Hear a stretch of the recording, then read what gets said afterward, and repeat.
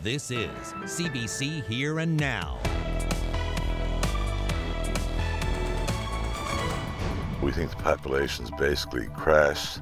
A prominent hunter wants government to give out fewer moose licenses. I think we need at least 10,000 reduction. You may have a rec room at home, but this one, it's adults only. He had 147 fights in Canada and the States. Big career. He only lost 3. But he also lost something else, and now his family wants it back. Flurries, freezing drizzle, and drizzle. Those will be very common phrases in the forecast over the next couple of days as we get the flow right off the North Atlantic. The details are coming up. Hospital food, it doesn't usually bring to mind good memories, let alone mouth-watering images. It's usually one of the reasons a stay in the hospital is tough for most people to swallow. But Eastern Health is about to change the menu not only to appeal to the taste buds of its patients, but also the pocketbooks of taxpayers. Here now's Carolyn Stokes reports. Hospital food has a terrible reputation for being less than appetizing, but Eastern Health is hoping this technology will change that.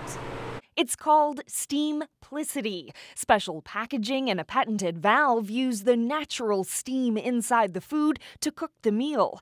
Not exactly gourmet, but the company behind the technology says it's better than a typical soggy microwave dinner. The microwave is just the technology we use to heat it up and get the steam going.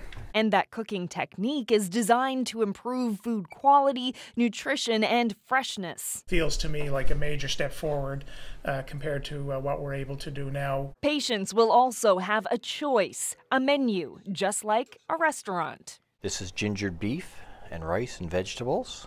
We don't often think of a restaurant when we think of hospital food, and so now our experience will be quite transformed with this new system. But it's also about the bottom line. The new food delivery system costs $5.5 million to set up, but will save $2 million a year. The savings in large part comes from needing less employees. 26 full-time positions have been eliminated, but there aren't any layoffs. People are being retrained or reassigned. Eastern Health also hopes to save money by reducing the amount of wasted food.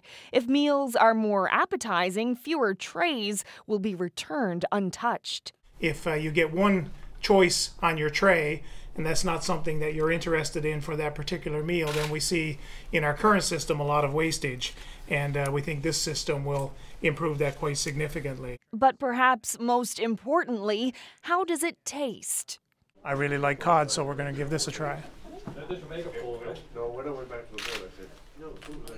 It's very good, just like home. A taste of home for patients in the hospital could be just what the doctor ordered. The changeover to the Steamplicity menu will begin at hospitals in St. John's starting next week. Carolyn Stokes, CBC News, St. John's. Well, it's less than a day away, the start of Cane's Quest. 82 snowmobilers in Labrador West are set to head off on a 3,200-kilometer race. The bad news? Fewer than half of those who start actually finish. Here now's Jacob Barker is at the start line. Jacob, what strategies are people talking about to try to help them make it to the finish this year? Well, Anthony, it's a funny thing in Cane's Quest. To make it to the end of the race, you don't just rely on yourself, you also have to rely on the people that you're competing against. And nobody in this race is taking that more seriously than the Innu Nation. Right now, all the Innu teams here are joining forces. It's a big change from years past. So we've been ignoring each other past races, like little secrets, all that. But this year we want to change it, like work together, right? And the Innu have a lot of people in the race. 4 teams from Natwashish and 4 from Sheshatshiu. Their numbers are second only to racers from Labrador West. We just decided that maybe we should have a communication together, have some kind of a strategy, because everybody has their own points of riding, and they all have their own points of making the trail and all those kind of things, and what ride do they use, and so why not use that as an advantage? Well, we've been in the interior for almost every year. We drive around and we know the route and we know where not to go. Grand Chief of the Innu Nation, Gregory Rich, is competing for his second time. He hopes the race will inspire others to compete. We need young people to participate in events like this, so so they can build a self-esteem at the end of the day. And that the racers will succeed. We're working together and we're trying to accomplish that I've never accomplished before. So one of us, maybe, hopefully, will go to the checkered flag. And well, those 8 teams will be amongst the 41 teams setting out from here at noon tomorrow. And after that, they're going to be out in the wild. And Ryan, what can they hope for along the way? Well, Jacob, thanks very much. The good news is that no big deep freeze is coming. That's one thing we can say over the next week or so. But of course, weather kind of variable in Labrador, and what a route they're going to be under. 3,200 kilometers over the next week. And for the first few days, you can see they're in western Labrador, all the way up the north coast, down to the Straits, and then back again. So they may need to hunker down at times. And you know what? If they do, well, here's a pretty good spot. How about in Hopedale? Floyd Spracklin spent 50 hours crafting this beautiful igloo, and it was in minus 50 wind chills, by the way, that Floyd created this beautiful, beautiful igloo. So yes, perhaps some of the Canes Quest racers, if they find themselves in Hopedale and they need to overnight, there's a pretty good spot thanks to Floyd, and great pictures there. As I mentioned, no big deep freeze is coming in Labrador, and that's because the setup for the entire province is similar, where we've got this onshore flow from the North Atlantic, and certainly no big warm-ups as the flow comes from the Labrador Sea for you folks in Labrador. But the Arctic chill, that route has been shut off and will be shut off for the next week or so, as we see pretty much right through early to mid next week, this onshore dominant flow. Flurries, freezing drizzle chances, and drizzle chances for the island. Flurry chances, but some sun breaks in Labrador, and I'll break down that forecast in full detail coming up in a few minutes. Anthony? The RNC has released this home surveillance video, hoping it'll help find the people who smashed this vehicle's windows. It was parked in a driveway on Savannah Park Drive, in the east end of St. John's, when another vehicle pulled in behind it around 10:30 last Thursday night. That's when two people jumped out and used what looks to be a baseball bat and a crowbar to break the windows. The same thing happened to two vehicles in the exact same driveway just 1 week earlier. Police hope someone recognizes something from this video that will help identify the two. The new partnership that was just handed a lucrative clam quota is under fire tonight. It claims to have an Indigenous partner from this province, but no one can figure out who it is. The Premier says there isn't one, and that's a big problem. Here Now's Peter Cowan reports. When DFO handed over quota for surf clams to the Five Nations Clam Company, it said one of the partners is based in Newfoundland and Labrador. But DFO refused to say what group was part of that bid, and the company won't say either. The Premier says that's because they don't have one. As far as we know right now, there are actually no Newfoundland and Labrador Indigenous partner in this Five Nations Clam Company, and that's we find that disturbing, and it's one of the objections that we are taking to this whole process. Until now, Clearwater Seafood has had all the quota for surf clams. It recently invested more than $100 million in a new ship to harvest and process the clams. But the federal government decided to give 25% of the quota to a company with Indigenous ties. Indigenous groups in this province were part of competing bids and say the Clam Company is only now trying to find a partner in this province. But they had to line up the partners before they bid. Municipal, provincial, and federal politicians have all come back to one big issue, though. Jobs may be lost in this province. We'll potentially see workers on the Burin Peninsula lose jobs to a company in Nova Scotia. That is not something we can tolerate, and we can certainly not tolerate Indigenous groups in our province left out of this process, which was all deemed and put in place through reconciliation in mind. This does not demonstrate reconciliation for Indigenous groups in our province. Ball wants a meeting with the federal minister, and he wants this process stopped. Peter Cowan, CBC News, St. John's. Well, there's lots of buzz around a coming attraction to Cineplex theaters in the Avalon Mall, but it is not a movie. No, it's a new entertainment complex called the Rec Room. Here Now's Zach Gowdy has this preview for you. Coming soon to Cineplex theaters, a playground for adults. The Rec Room combines food and drinks with games and entertainment, and it could really shake things up in a place best known for shopping. So we're inside the old Starcade in the Avalon Mall. I know quite a lot of us spent many quarters in here over the years. Now Cineplex is betting that those same people, though now adults, still like to have fun. So as you can see, this space is already being transformed into the Rec Room, but when it's finished, it's going to be a whole lot bigger than what you might remember. You see that black box underneath the Avalon Cinemas sign? Well, that box is where the old arcade is located. In order to accommodate the Rec Room, they're going to expand that box almost to the edge of the roof. It's going to triple the amount of floor space inside that structure, all without increasing the footprint of the Avalon Mall building. The Rec Room promises a very modern menu of cocktails, craft beers, and shareable plates, but it's also a games room, featuring arcade classics alongside ultra-modern virtual reality experiences. It's aiming to be a destination for beers and wings, but also for bachelorette parties and team-building events. And it's going to keep bar hours, so you may find yourself in a late-night taxi heading to the Avalon Mall. For Cineplex, this is about expanding the brand. The company wants to be known for more than just movies. Now, it already has 4 Rec Rooms, 2 in Edmonton, 1 in Calgary, and 1 in Toronto. And while the St. John's location is under construction, it's also building 3 more, 1 in Mississauga, 1 in London, Ontario, and 1 in Vancouver. In the next few years, the company hopes to have 10 to 15 Rec Rooms right across Canada. And for the Avalon Mall, this announcement is also well-timed. As people have been here lately know, there's already a lot of construction happening here for the mall's 50th anniversary renovations, and as everyone knows, it recently lost a huge tenant in Sears. Now, in the next couple of weeks, mall management will hopefully be ready to unveil some of the changes that have happened here and to announce what will become of the old Sears space. But for now, people here are excited at the prospect of a new business that will bring a lot of energy into this space. The Rec Room is hoping to open its doors in early 2019. Zach Gowdy, CBC News, St. John's. Well, I'll definitely be checking it out. Looks like fun. Yeah, I wouldn't mind checking out the bachelorette parties you mentioned, but there'll be lots of interest in the mall, no doubt.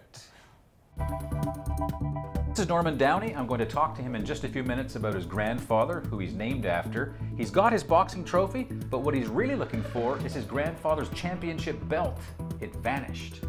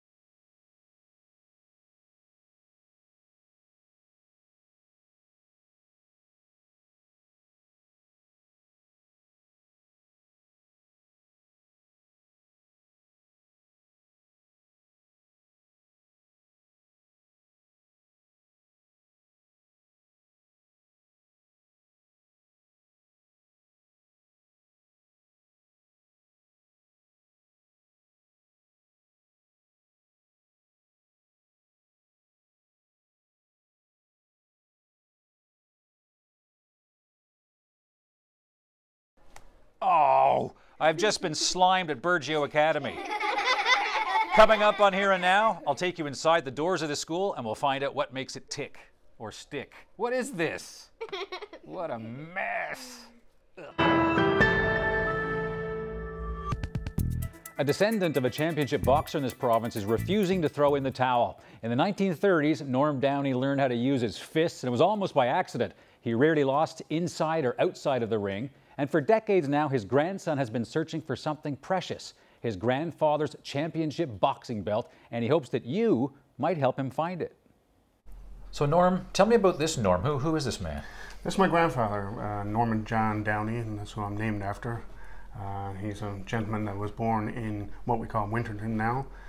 It used to be called Silly Cove, I believe it was. Okay. He was born in 1910. All right. Obviously he's a boxer. He's got the belt, he's got the gloves. So what kind of boxer was he? He was a feisty boxer. Actually, when he started, he moved away to Kitchener, Ontario for work. And he ended up working with B.F. Goodrich. He was at the bar one night having a few beers with the boys, and a fight broke out. Grandfather being a Downey, he decided to get involved, done his job, and actually it was a guy who was at the gym that night that came and asked him to join the gym. The grandfather had no interest in boxing. So it took several attempts for the gentleman to come to see him, so finally he went to the gym just to watch a few bouts. Okay. So then he decided to put the gloves on, and he got in the ring and he started getting a taste of it. So after 4 or 5 sessions in the ring, that's when they decided, okay, let's try something here and try to get some promoters. So it all started with a bar fight? It all started with a bar fight. Wow. Bar fight. Now, you've been looking for what he's wearing right there. What is this? What is this on his waist here? That belt was donated to the Newfoundland Boxing Association back in 1930. He had 147 fights in Canada and the States. That's a big career. He only lost 3, and he moved back home and he had another 7 before he fought for that belt. Okay. So he wins the belt, but the belt goes missing. Yeah, see, backtrack a little bit. Earl Haig donated that to the Newfoundland Boxing Association. It was valued at 50 pounds of English money in 1930. Okay, so it was worth something. It's a leather belt. In the front, it's a gold frame. In that frame is 2 boxers carved in ivory, and that's linked on each side. There's gold lumps. Each gold nugget is linked with gold chain. So it's worth a few dollars. Grandfather's the only name that's on the belt. He's the only one ever fought for it. His name is engraved, I believe, on the left side, the first nugget. Okay. You want to find this belt? I want to find this belt. I dreamt many times to find this belt. I even put up a reward my own money trying to find this belt. I dreamt that that belt was framed in my rec room. Right. One of these days, I'm hoping somebody has it. It's in someone's attic, forgotten about. Well, take a look right down through that lens there, and somebody watching Here and Now, you never know, they might, what do you want them to do? Contact me if at all possible. I'm on Facebook. You can catch me there at any time. Any stories on it, I did talk to the lady who, when the war broke out, or just before the war broke out, it went into safekeeping. Yeah. Went in 2 lawyers' offices in vaults down in the downtown office. And I talked to the lady who actually seen it come in. It was in a velvet box. Inside that box was the belt. Everybody oohed and ahed. They closed it. Never been seen since. It vanished. Yes. You do have a trophy though? 1936, 1937, featherweight champion? Yes. Norman J. Downey. Norman J. Downey. You got the trophy. Let's hope you find the belt. I hope to get the belt and then finish the quest. The quest. Yeah. Well, thank you very much. Thank you very much. And good luck. Thank you. So kind of interesting story. It is a very interesting story. He's been doing this. He told me he started doing this. His dad started doing it, and he started this when he was in grade 9 here in town, doing social studies, and he made that his first project, and he's been looking for it ever since grade 9. So if you know, get a hold of Norm Downey on Facebook, because you'd certainly make his day. You definitely would. And speaking of boxing, Newfoundland is back in the national spotlight tonight with the debut of another television show shot in this province. That makes for 2 in just 1 week, with Alan Hawko's Caught having started on Monday night. Not doing too bad here with TV shows. Now tonight's debut is called Little Dog, and we've been fortunate enough to get a sneak peek. Have a look.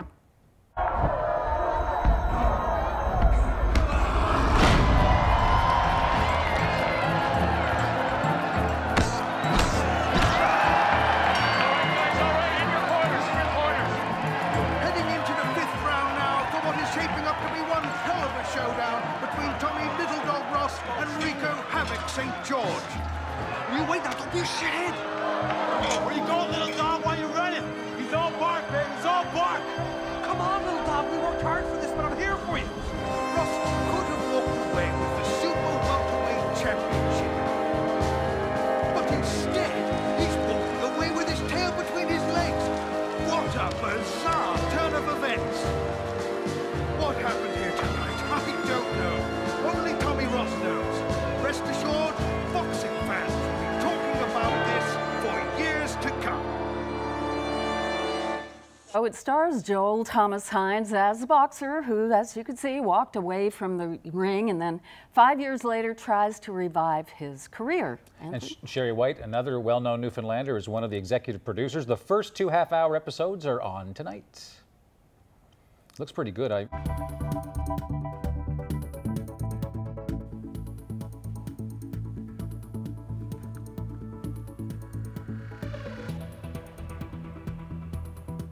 Are we in for a repeat of last year's early ice pack? Ryan has the details next.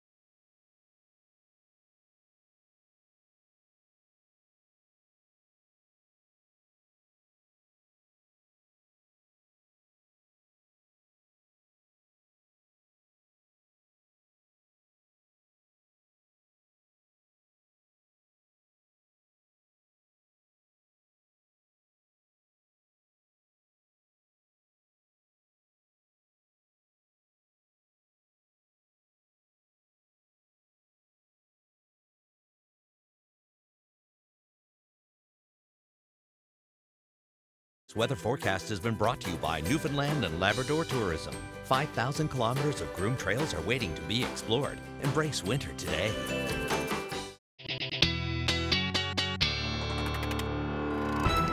The Iceman cometh. Yeah, you know what? I kind of like that. You can use it. Yeah, although, you know, ice, good and bad. One, obviously, icebergs are huge for tourism here. We want to see them. It's a little early for tourism season, though, and the pack ice can obviously be very problematic. Remember last year? This was the scene, and we had... It was terrible. Those driving northerly winds late April into early May, and we really didn't have a southerly wind to take that pack ice out until mid-June. And so early June, these were still the scenes along the north coast of Labrador. Well, perhaps a similar setup taking shape here in terms of those harbors and bays that are going to be filled up with ice in the coming days. And it's all because of this setup that is underway. And when you look at the ice map here across to the north of Newfoundland, you can see there is a ton of ice just northeast of the island. This is already moving to the south and west at about 4 knots. That is going to be increasing in speed as the wind picks up over the next couple of days. Note, again, the ice is all offshore. Conception Bay, Trinity Bay, Bonavista Bay, still primarily ice-free here, as well as the Bay of Exploits. There is some light ice in here, but not that thick pack ice that is just offshore up towards, again, the Green Bay, White Bay area, as well as the Strait of Belle Isle. Well, all of that ice is going to be moving towards the island. Watch, this is the timeline over the next week or so. I've got the wind contours on here, and so the northeasterly direction not going anywhere. Here we are Saturday. We have a low, big storm to our south, area of high pressure blocking high over Greenland, and that flow is going to be relentless through Friday, Saturday, Sunday, Monday, Tuesday, and so all of that ice is really going to start to pack in and jam into a lot of those bays and inlets. Unfortunately, again, it's much earlier than what we had the setup last year. Again, was late April into May, but it's going to take quite a southerly flow to kick that ice back out. I think by the time we get into late next week, perhaps a bit of a wind change, but it's going to be a while that we'll have to watch these dominant northeast winds, which are already starting to move in. Here's the warm front that's been bringing some snow mixed with freezing rain, some freezing drizzle already underway, and there's a freezing drizzle advisory from St. John's to Rigolette this evening. And expect that to be in place pretty much over the next, at least over the next day or so. Some colder air will push in as we roll towards the weekend. Watch as we take a look at your temperatures near +1 in St. John's, -1 in Gander, -1 in Twillingate, and -3 and 4 for the north coast. But temperatures are going to be on the rise there as that warmer marine air mass starts to creep in. Here we are, 8 a.m. tomorrow morning, bit of mixing, and you can see where the temperature contours has Corner Brook and areas south cold, but we are all around the freezing mark from St. John's towards Cartwright tomorrow morning, and that front will continue to push back to the south and west. Winds tomorrow in from the northeast as expected, and that is going to be the name of the game. We are looking at freezing drizzle chances primarily early on. As temperatures rise to and above the freezing mark into the afternoon, it's drizzle chances. Note inland areas like Placentia Bay, Marystown, down towards Fortune Bay, 2, 3, 4 degrees tomorrow, and especially the west coast of the island, Corner Brook south down to Port aux Basques, we're talking about 3 and 4 degrees tomorrow.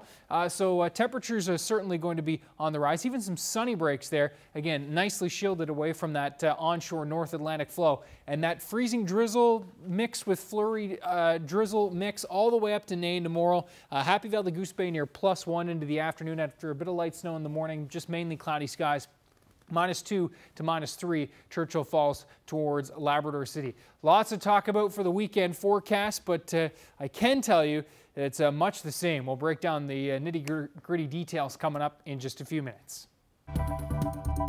Moose season is done for this year, but next season there are going to be even fewer moose licenses. Not few enough, according to hunters like Dwight Blackwood.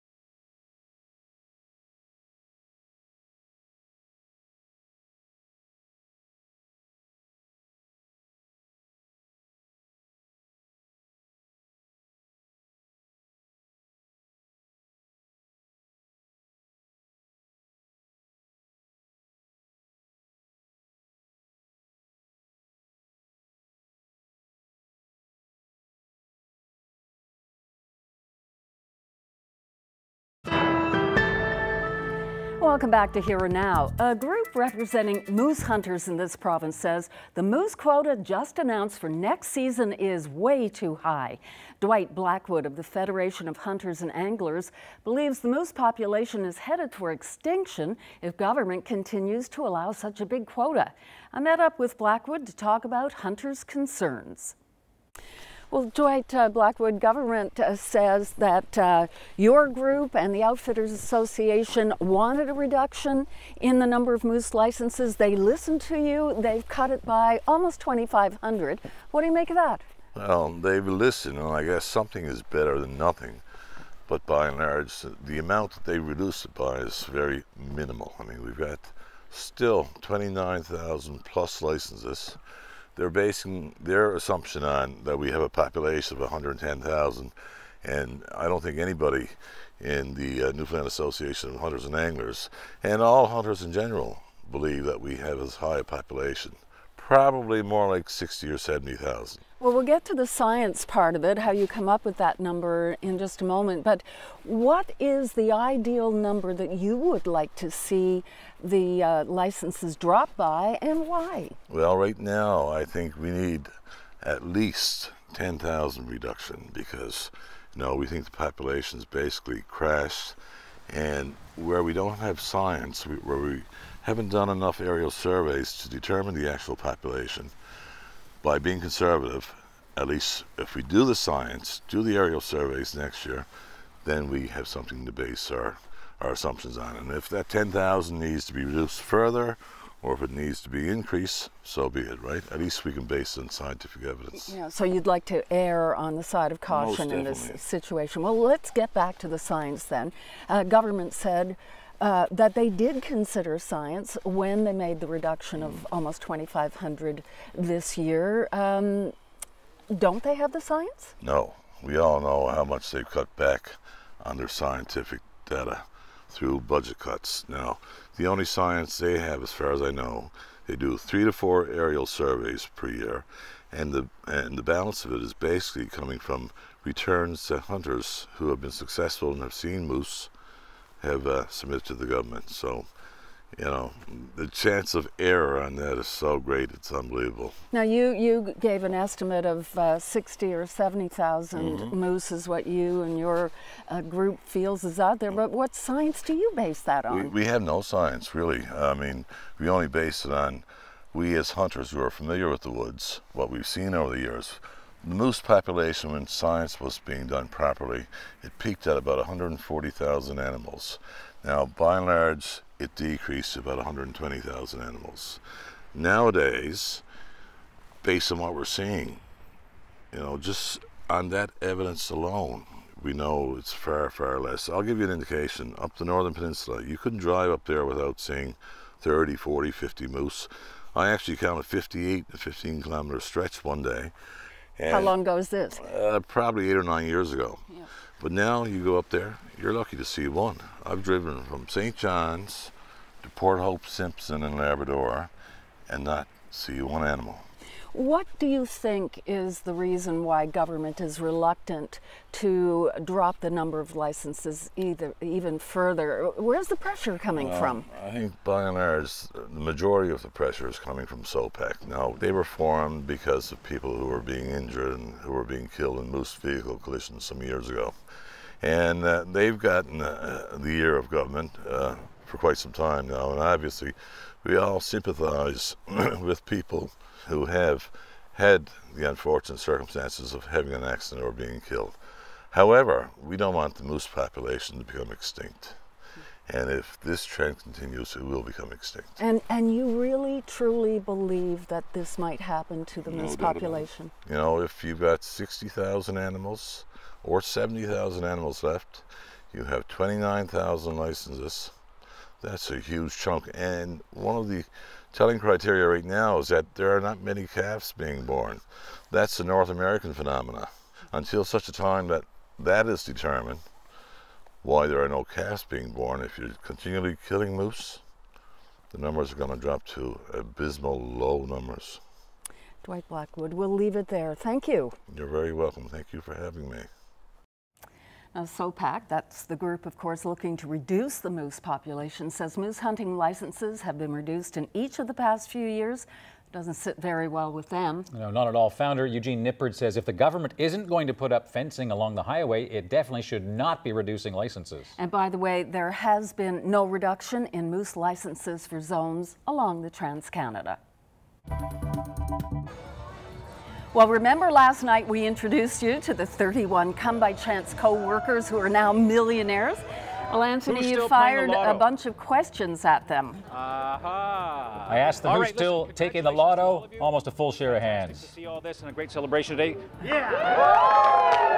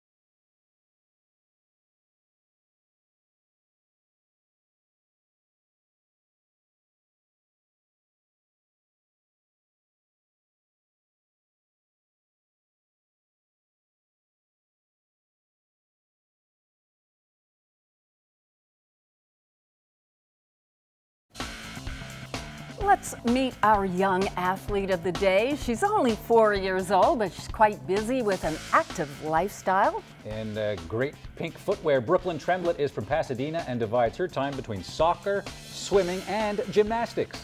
Anthony has a pair just like that, yes. Believe it or not, for running. Keep it up, Brooklyn. You're today's young athlete of the day. The weather update is brought to you by Belltone Hearing Service St. John's, helping the world hear better. All right, before we get to the forecast, let's go back to Labrador West and the Canes Quest snowmobile race. Last night, over 1,600 people showed up at the Lab West Arena for Fan Appreciation Night. And they came to check out the riders, the gear, and of course, the sleds. I'm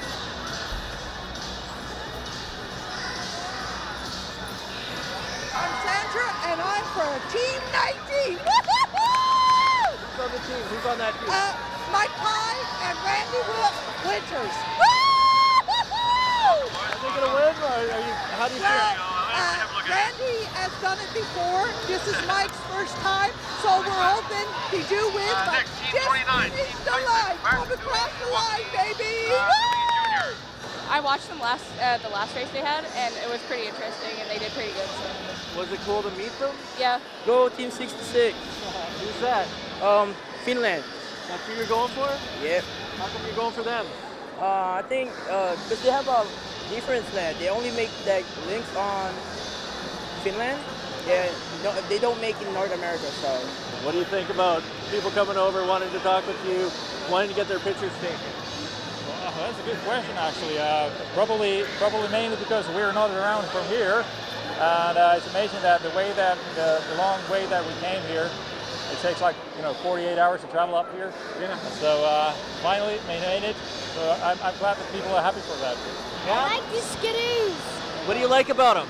I like that they're so cool and they're so fast. What did you think of seeing all the racers tonight?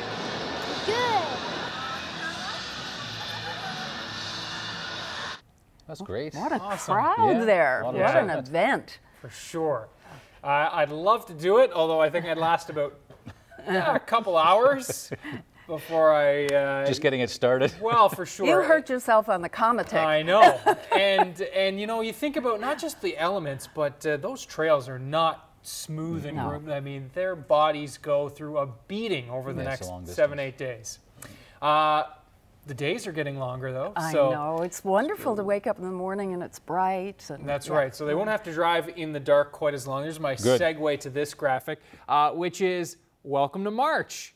We're just 11 days from the clock springing forward. And when you look at this map, one of the things that really stands out to me is Labrador will gain almost more than 2 hours of daylight this month. On the island, gaining about 1 hour and 45 minutes over the next month. You'll note that the sunrise time doesn't really change for St. John's, not at all. In fact, it will change, and then it will, of course, jump forward. And so we are going to be seeing really the most of that new light gained in the evening, thanks to that spring forward of the clocks. That is because of that spring forward. That's why the sunrise time is the same at the beginning of the month as it will be at the end of the month.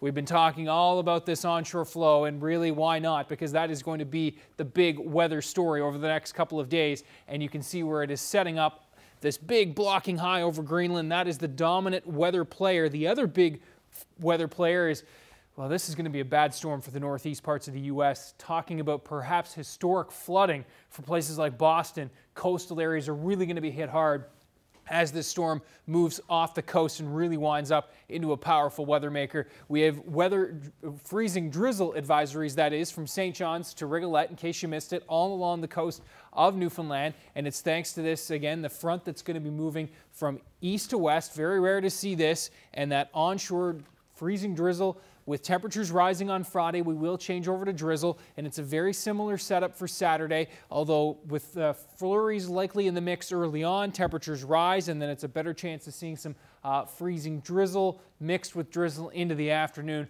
where temperatures will rise above the freezing mark. So Friday's temperatures from 1 and 0 along the coast to as warm as 3 or 4 for places like the southwest coast. Labrador City near -3. A look at Saturday, temperatures again going to be right around the freezing mark. Freezing drizzle chances early, and then into the afternoon, cloudy, chance of a period of drizzle, and we are looking at along the south and west coast again, a bit of sunshine in the mix, maybe even some sun for Happy Valley, Goose Bay. Labrador City likely just mainly cloudy with flurry chances, but really not much in the way of temperature differences here across the province and across the next 3 days, where we are looking at, again, more sun breaks for the southwest coast, 2 to 4 degrees there, and right near the freezing mark, and winds are going to be strengthening as we roll into the weekend time period, the Saturday, Sunday time period, as this big low moves just to our south, and that area of high pressure is off to the north. Pretty good pressure gradient between the two, and so we have that relentless flow. It looks like we will see that system at least skirt into our neck of the woods and over the Grand Banks, and a bit of a messy mix rolling in for early next week, and that is our first chance of a wind direction change.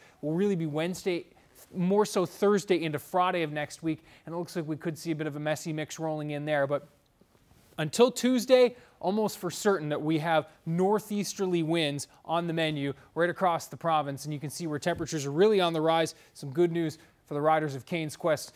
Not quite the risk of frostbite there is in other years. More updates, of course, in the coming days. Debbie? Thanks, Ryan. In national and international news tonight, Russian President Vladimir Putin boasted about his country's military might today in a lengthy speech to supporters. He unveiled a new generation of nuclear weapons he says can strike anywhere in the world. Russia's next presidential election is a little more than 2 weeks away. The CBC's Moscow correspondent Chris Brown reports.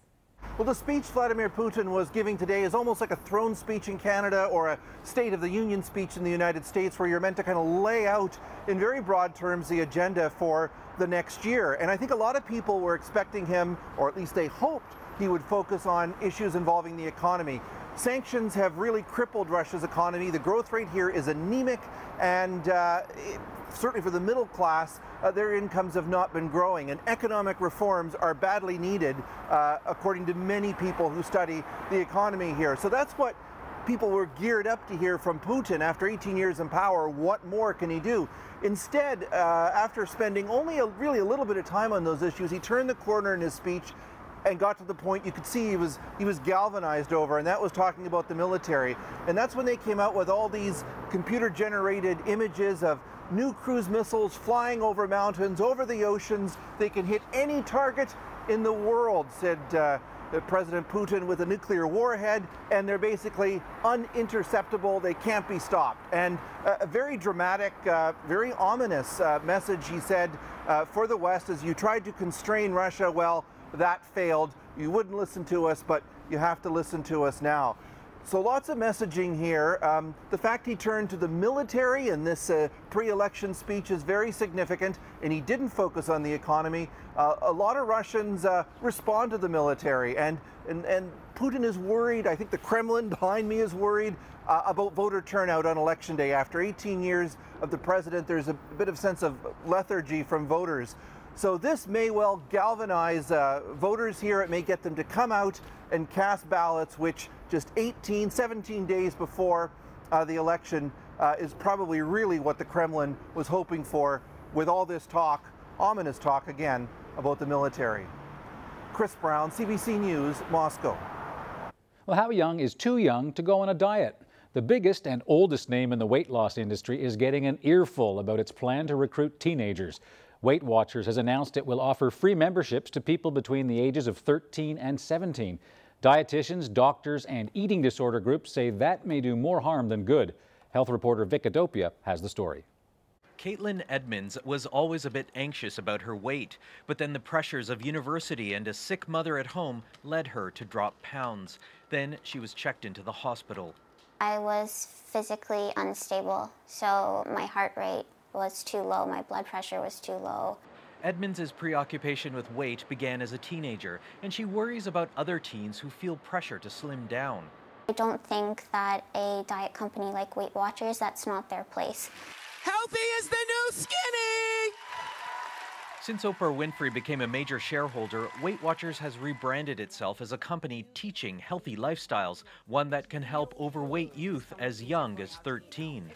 They will have free access to Weight Watchers when they join with an adult in summer 18, helping those who need healthy habits develop them at a critical life stage.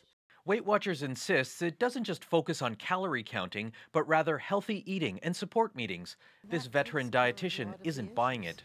But the kids are still coming in, and the first thing that would happen is that they would be weighed on the scale. And that's the issue. Weighing kids at that point is not what should be happening. The U.S. National Eating Disorders Association agrees. So does a mounting online campaign using the hashtag #WakeUpWeightWatchers. This pediatrician says youth obesity needs intervention, but he says any youth weight loss plan must consider family history, ethnicity, and what stage of adolescence a teen is in. What we're looking for is a healthy rate of weight gain. As you grow taller, you have to put on more muscle mass. You have to get heavier. So weight loss quite often is not even what we're looking for in teens. We're looking for weight maintenance and have the body grow into the weight. Weight Watchers says it hears the criticism and will consult health professionals before launching the teen program, which is still set to go ahead this summer. Vic Adopia, CBC News, Toronto. There's more fallout from that deadly school shooting in Florida. One of Canada's best-known sporting goods retailers is joining a boycott of Vista outdoor products. Mountain Equipment Co-op says it will stop selling Vista-owned brands such as Bollé and Bushnell. Vista makes guns and ammunition, including a rapid-fire semi-automatic rifle with high-capacity magazines. Mountain Equipment Co-op doesn't sell guns or ammo, but faced pressure from co-op members to distance itself from all Vista brands. Well, Canada's steelmakers are on shaky ground tonight. Could be big news for iron ore in Labrador, and not good news. U.S. President Donald Trump says he plans to impose new tariffs on foreign steel and aluminum. It'll be 25% for steel, it'll be 10% for aluminum, and it'll be for a long period of time. Now, it's not clear if the new U.S. tariffs will be slapped on imported products. Canada is the #1 supplier of steel and aluminum to the United States. Steel workers in this country say tariffs would decimate the industry here. Beautiful shot here. After our recent snowfall, finally a bit of snow here in the east, and that's a big clue that this was taken in eastern Newfoundland. All right. Wow, yeah. That threw me for a loop. I was going west. Yeah, me too. Bonavista. You're close, but it does start with a B, and that's the last clue you're getting. The answer after the break.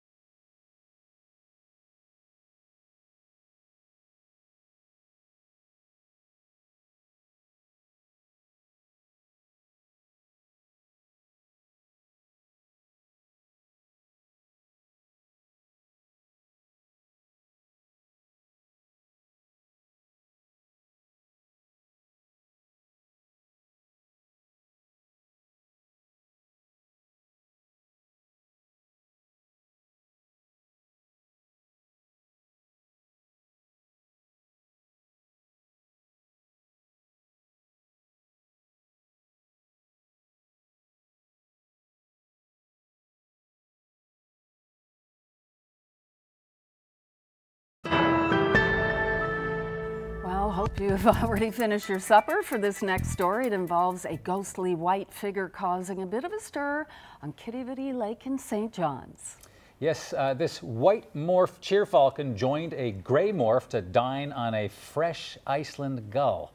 Clyde Thornhill snapped these photos, and he says to see these two birds up close is really exciting for a bird watcher and photographer like himself. He was one of about a dozen bird watchers who rushed to Kittivity after a flurry of excited text messages. The gyrfalcon is the world's largest falcon, and the white morph is rarely seen.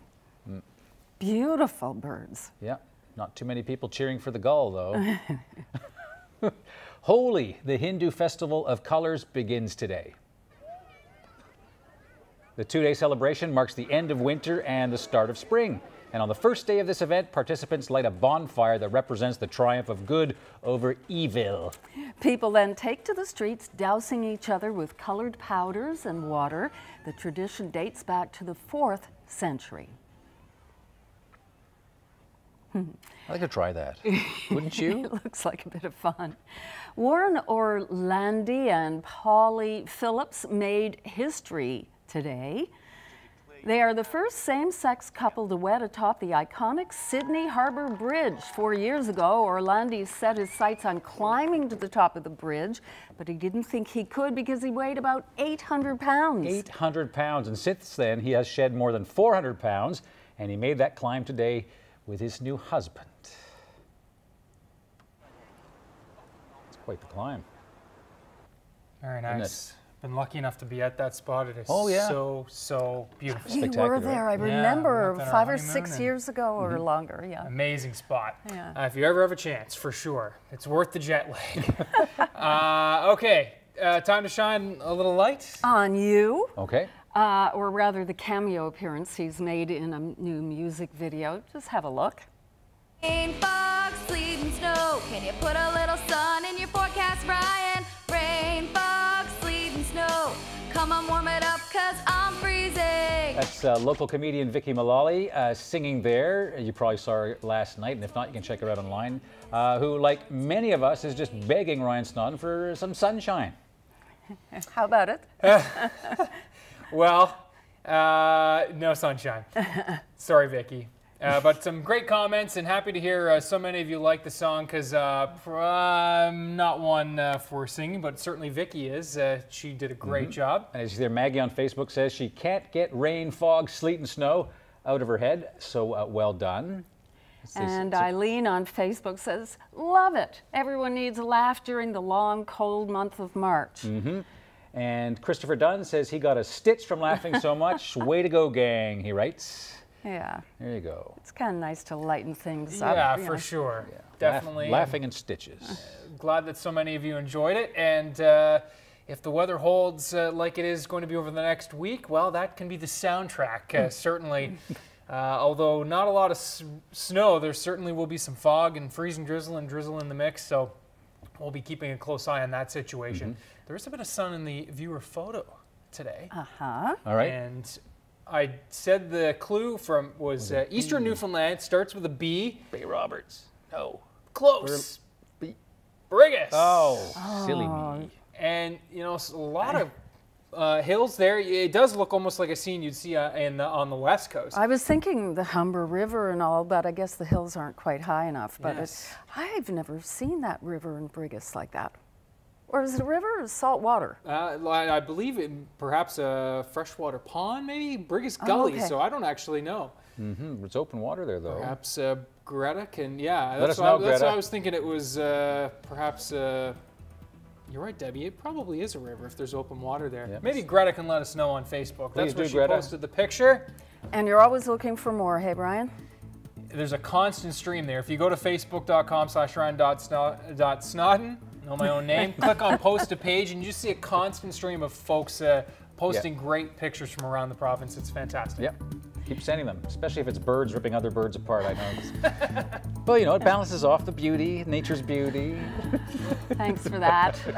See you night. all tomorrow.